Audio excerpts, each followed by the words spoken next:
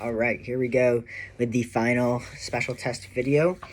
We're going to get right into it here. Start off with the valgus vera stress tests. So when we're doing these, the valgus test is going to be looking for that UCL of the PIPs or the DIPs. So what I'm going to do is provide a force interior to put on, stretch the UCL here. That's the valgus one, and then varus the opposite. You're just going to provide a little push to the outside, to the RCL. Positive for this is going to be laxity, and it's testing for UCL, RCL sprain. Next, we have the thumb UCL test. So this one, testing for sprain of the UCL of the first. Positive is going to be laxity. So for this, I'm just going to kind of put him back into extension here, and then push on, hold the distal phalanx back, and provide a valgus force here, seeing if I can get any excessive movement with his thumb. And that'd be a positive test. Next, we have Reagan's test. So this test, positive would be if you feel crepitus, pain, laxity. Testing for lunotriquetral instability. Essentially, you're gonna just find the lunate and the triquetrium and perform a glide test between those two to see if you have any excessive movement there. Next, we have the shuck test. So this one, I'm going to have him extend with his fingers like this, and I'm going to resist him while he goes up. And if he has pain over here at that radiocarpal joint, that could be positive for radiocarpal instability or scaphoid instability. Next, we have Murphy's sign. So this, you're just going to look at the MP joints, place your finger there. If the third MP joint is in line with the second and the fourth, that's a positive test for a lunate dislocation. Next, we have Watson's test. So this one, I'm going to have him start here, and he's going to be ulnar deviated and extended. I'm going to be holding the scaphoid while I passively put him into flexion and radial deviation, like this, like that. And so this one is testing for subluxation of that scaphoid if you feel it. So, yep. Next is the piano keys test. So this one is looking for distal radial ulnar instability, and essentially you're just doing a joint mob between the radius and the ulna, having one up, one down, seeing if there's any laxity or pain with this. Next, we have the supination liftoff test. So this one, testing for a TFCC tear. So I'm just going to have you push up against my hands. And if he has pain with this, it'd be a positive test. I personally have pain with this currently. Next, we have the TFCC load test. This also is looking for a TFCC tear over here. What I'm going to do is I'm going to have him in ulnar deviation. So if you can see, starting him off in ulnar deviation, I'm going to provide a load to him while I put him into radial deviation. And so if he has a positive with this, then it could be a TFCC tear. Next, we have the thumb axial load test. So this one, simple test. You're just providing a axial load through the thumb down. Positive for that could be a metacarpal or a carpal fracture, and positive is pain. We're going to do now the thumb grind test. So this is similar to the last one. You're going to provide an axial load through the thumb, kind of have them extended a little bit, and then you're going to provide a grind. This is going to test for a degenerative issue with the joint of the MP. Positive pain.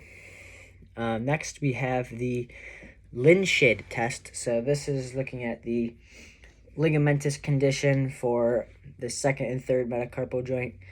Simply, you're just going to give a little joint mob almost, press down and up on the second and third, and see if there's any laxity there. Next, we have sitting hands test. So this one is essentially you just have the person sit down at a chair with the arms and just have them get up. Positive is pain. That will signal if they have any synovitis in their wrist or some type of wrist pathology. Next, we have Finkelstein's test. So this one, the positive is if he has pain over the abductor pollicis longus tendon here.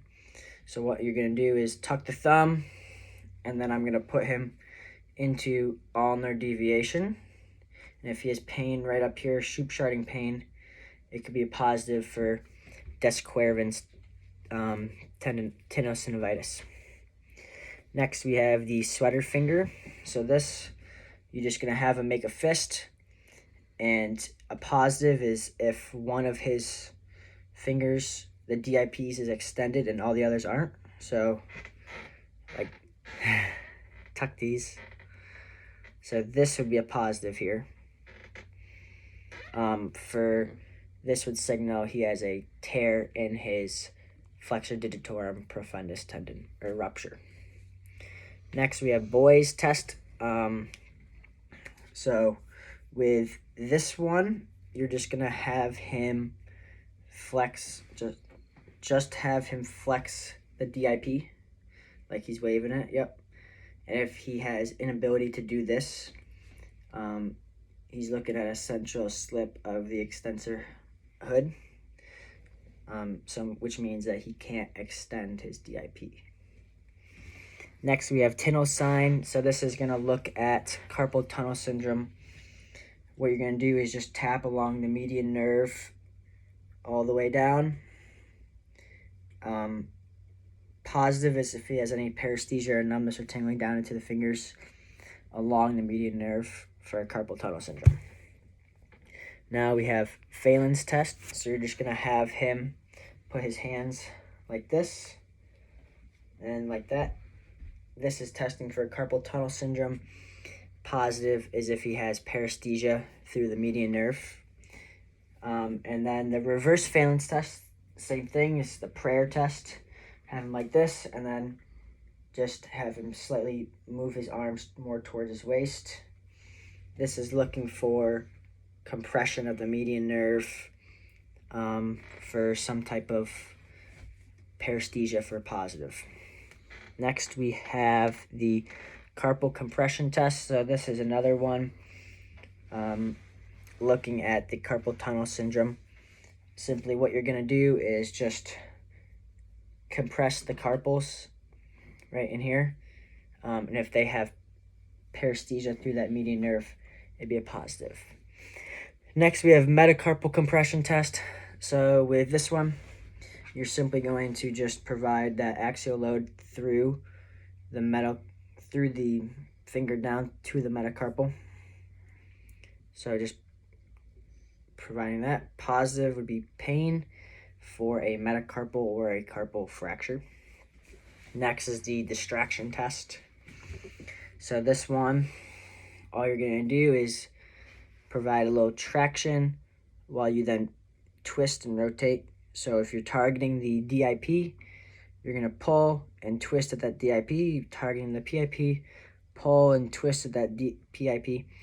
If they have any pain with that, we could be looking at a sprain of these collateral ligaments or fracture. Fracture pain will be more up and down. Sprain will be side-to-side pain.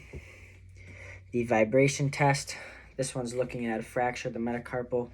You're going to have them extend their fingers, and then you're just going to you're just going to extend your fingers, and you're just going to flick the end of it. And if they have pain down here, it could signal a metacarpal fracture. And then we have the UCL and RCL test. So this is just another valgus test, varus test on the wrist, pain and laxity. Just providing that stretch there to see if there's any laxity there on either side for a UCL or RCL involvement. And then last, the wrist glides. These are just simply joint mobs with the carpal bones again, looking for any positive, which is laxity. Next, when we move on to the dermatomes, so these you're going to test bilaterally, start dull, move to sharp. We're going to test the middle of the dermatome for C5 to T1. So C5 is going to be that side delt. C6 is going to come down here to the thumb. C7 is going to be that middle finger area. C8 is going to be on the side of the pinky, and then T1 is going to be right on that medial epicondyle. For the myotomes, when we're looking at C6, what we want is looking for that bicep. So we're going to have him elbow extension, wrist flexion. So what we want to do is prevent that. So he's going to be down here. And I'm going to have I want you to come up like this and like that.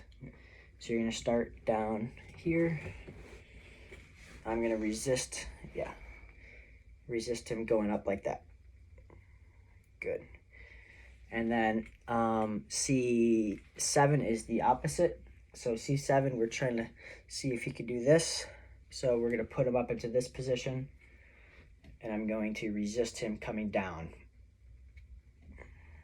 to that. Okay. C8 is thumb extension.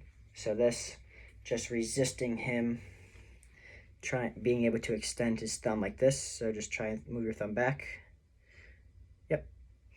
And then T1 is finger abduction and adduction. So what you do is weave your fingers in between and just have him squeeze against you or come out against your fingers. That reflexes, we're looking at the brachioradialis. So you would have him flex up like this, find the middle of the muscle belly, and that's where you'd hit the hammer. Look for that for the C6 nerve root. And then the triceps brachii, have him go like this, have him hit the hammer here for a little kickback. That's C7 nerve root. Then circulatory, you're going to check the radial pulse, capillary refill, skin temperature, and then moving on to functional activities, make sure they have full range of motion, full strength, pain-free range motion, sport-specific activity, and then refer them if necessary.